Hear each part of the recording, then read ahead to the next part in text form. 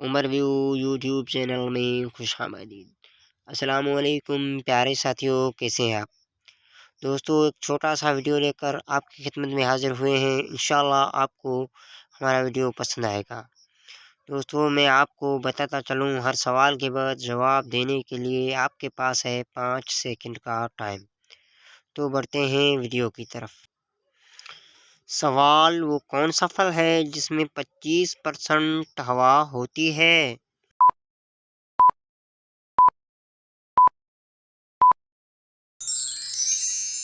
दोस्तों, जवाब है सेब।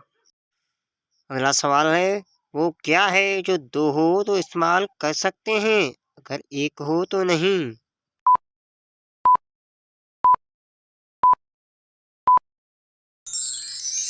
जवाब जूते। बच्चों का वो कौन सा खिलौना है जिसको अमीर से अमीर शख्स भी नहीं खरीद सकता?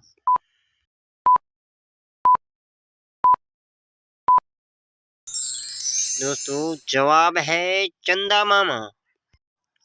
एक ऐसी चीज है जो चलते चलते थक जाती है, लेकिन अगर उसकी गर्दन काट दो तो दोबारा चलने लगती है।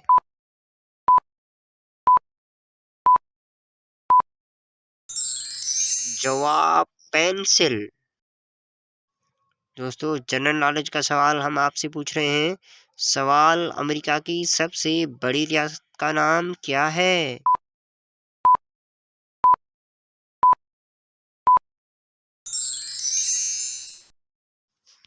जवाब अलास्का।